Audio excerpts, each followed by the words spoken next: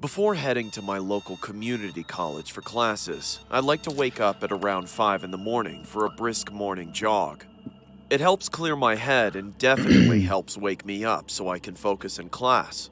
When I first started doing this, it was a huge hassle, but over time I grew accustomed to it, and it's now a highlight of my day. However, as time went on, I found myself becoming quite uncomfortable. Not in a physical sense, but more so it was like my fight or flight instincts began kicking in seemingly at random. I'd whip my head around to see if anybody was following me or even peeking at me through the wooded park in which I ran, but couldn't see anybody.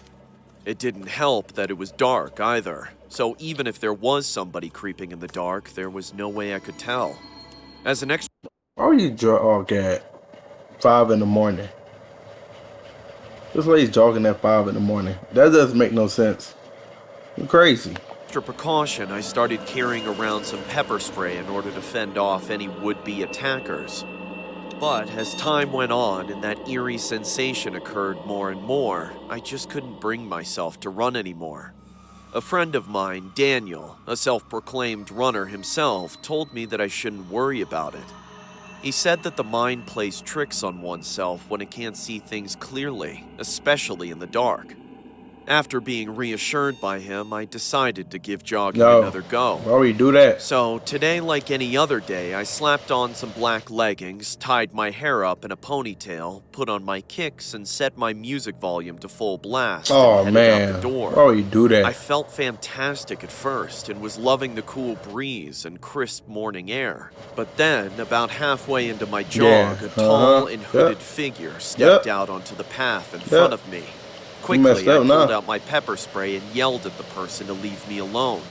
The person quickly pulled down their hood, revealing themselves to be Daniel.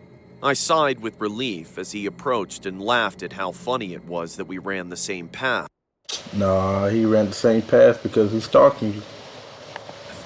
I expressed to him that I felt safer knowing he was around. Daniel, however, stepped a little too close and gave a crooked smile. He said that of course I was safe with him, as apparently I had been safe with him for weeks. The realization of what he meant quickly dawned on me, as his hands began to creep their way around my waist. I screamed at him to let me go and prepared to spray him, but he slapped it out of my hand and proceeded to grab my throat. With strained screams, I begged him to let me go and for someone to help me. He yelled at me and tightened his grip, asking why I wasn't thankful for his watchful eyes for the past several weeks. I was stunned at the complete personality change from the once gentle friend I knew. Pretty soon, I started to black out for a week, but just before passing out, I could hear the sounds of dogs barking and an older man screaming for Daniel to let me go. In a panic, he released me and ran back into the woods. I gasped for air before I began sobbing as the man escorted me out of the park and brought me straight to the police station. And despite my fears and reservations, I told them everything I knew about Daniel, or what I thought I knew, and what he had done to me. They immediately sent a patrol car out and told me that everything would be okay. The next day, I heard Daniel never showed up to class. He had been arrested several hours later after I left the police station and confessed to everything with a disgusting amount of self-righteousness. He was recorded as saying, "She needed me.